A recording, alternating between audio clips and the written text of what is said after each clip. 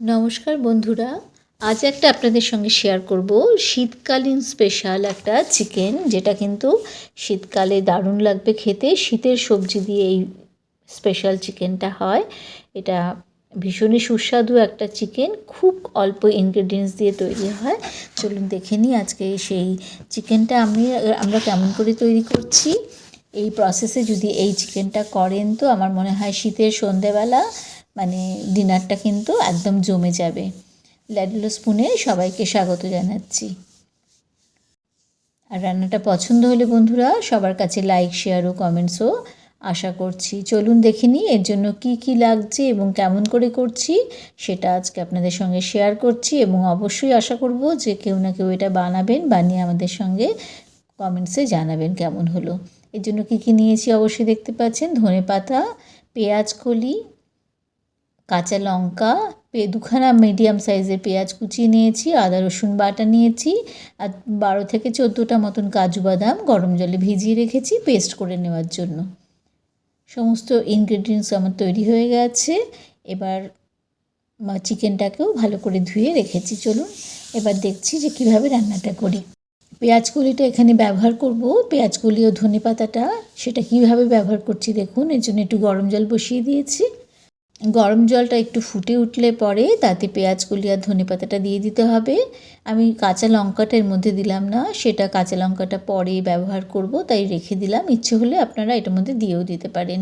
এর মধ্যে মিনিট দুয়েক আমি গরম জলে রেখে এটা কিন্তু তুলে নিতে হবে। পাশে এক বাটি ফ্রিজের ঠান্ডা জল রেখেছি, যদিও এই সময় কিন্তু বাইরের টেম্পারেচারও খুব কম, তাও ওই ফ্রিজের জলটাই ব্যবহার করতে হবে এখানে। এটা তুলে নিয়ে সঙ্গে সঙ্গে ঠান্ডা জলে দিয়ে দিতে হবে, কারণ এই রান্নাটা কিন্তু দেখতে একদম সবুজ হবে। এই রকম প্রসেসে এটা করলে কিন্তু খুব সুন্দর দেখতে হবে। এর জন্য হোয়াইট অয়েল নিয়ে নিয়েছি। দেখুন তার মধ্যে দিয়ে দিতে হবে 2টো এলাচ। এলাচটা ভেজে খুব মিষ্টি একটা গন্ধ বেরোচ্ছে, সেই রকম সময়ে কুচিয়ে রাখা পেঁয়াজটা তেলের মধ্যে দিয়ে দিন। দিয়ে বেশ মিনিট দুয়েক মতন পেঁয়াজটাকে ভেজে নেব। পেঁয়াজের রঙটা আস্তে আস্তে যখন চেঞ্জ হয়ে আসবে, একটা সাদা সাদা ভাব হয়ে যাবে পেঁয়াজের রঙটা, তখন আমি এতে ব্যবহার করব আদা রসুন বাটা। একটু নুন দিয়ে দিলাম, দিয়ে পেঁয়াজটাকে ভেজে নিচ্ছি। পেঁয়াজে নুন দিয়ে ভাজলে কিন্তু খুব সহজেই, এটা সবাই মনে হয় আজকাল জানেন যে পেঁয়াজ খুব সহজে নরম হয়ে গিয়ে ভাজা হয়ে যায়, তাই জন্য কিন্তু নুনটা পেঁয়াজে অবশ্যই দিতে হবে। দিয়ে 2 মিনিট মতন ভেজে নিয়েছি। এরপর দিয়ে দিচ্ছি আদা রসুন বাটা। এখানে আদা রসুন বাটা দিয়েছি আমি 8-10টা রসুন এবং 1 ইঞ্চি মতন আদা বেটে রেখেছিলাম, সেটাই দিয়ে দিচ্ছি। দিয়ে এটাও আমি মিনিট দুয়েক মতন ভেজে নেব। আদা রসুন এবং পেঁয়াজের কাঁচা ভাবটা চলে যাওয়ার মতন ভেজে নিতে হবে। এই রান্নাটা কিন্তু পুরোটাই শীতকালীন রান্না, যেহেতু পেঁয়াজকলি শীতকাল ছাড়া খুব একটা পাওয়া যায় না, সেই জন্য কিন্তু একদমই উইন্টার স্পেশাল এই চিকেনটা। এবার দিয়ে দিচ্ছি ধুয়ে রাখা চিকেনটা, কোনো ম্যারিনেশন ছাড়াই চিকেন ব্যবহার করছি। এবং চিকেনের পিসটা কিন্তু খুব ছোট ছোট এবং সলিড চিকেন হলে কিন্তু এই রান্নাটাতে বেশি ভালো লাগে। বেশি হাড়যুক্ত মাংস না নিয়ে সলিড ছোট পিস নিলে কিন্তু খেতে বেশি ভালো লাগবে। কাজু বাদামটাকে এবার পেস্ট করে নিচ্ছি। এদিকে এটা ভাজা হচ্ছে যতক্ষণ, একটু হাই ফ্লেমে রেখে নিয়ে ভেজে নিচ্ছি।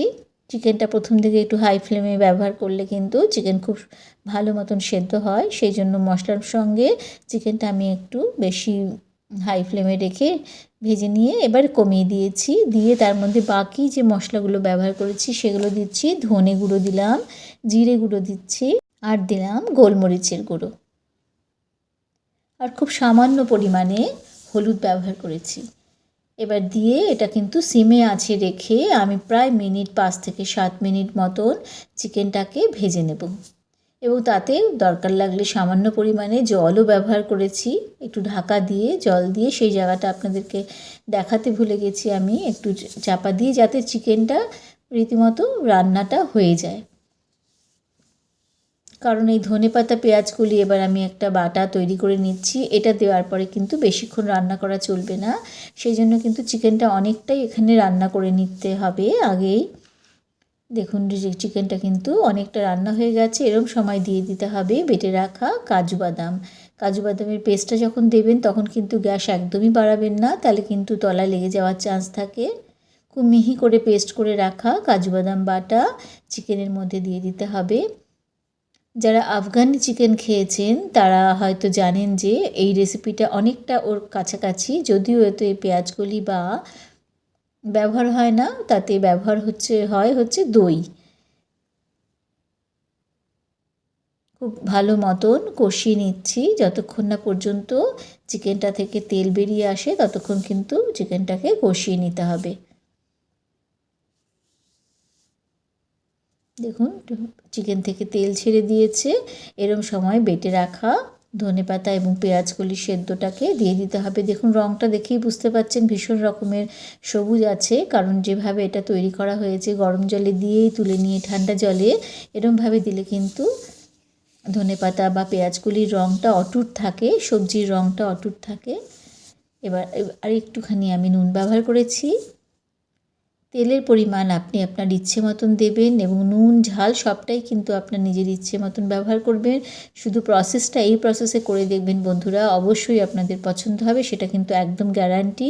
দেখুন রান্নাটা হয়ে এসেছে। আমি ধনেপাতা এবং পেঁয়াজকলি বাটা দেওয়ার পরে কিন্তু খুব সামান্য সময় এটা রান্না করব, যাতে এটার রঙটা একদমই এরকম সবুজ থাকে। ক্যামেরার থেকেও কিন্তু সত্যিকারে যদি আপনি দেখেন সামনে রান্না করে, দেখবেন যে রঙটা ভীষণ সুন্দর একদম সবুজ রয়েছে। অবশ্যই আপনাদের ভালো লাগবে আমি আশা করছি যে আপনাদের সঙ্গে আবার অবশ্যই দেখা হবে আমার পরবর্তী কোনো নতুন রেসিপিতে।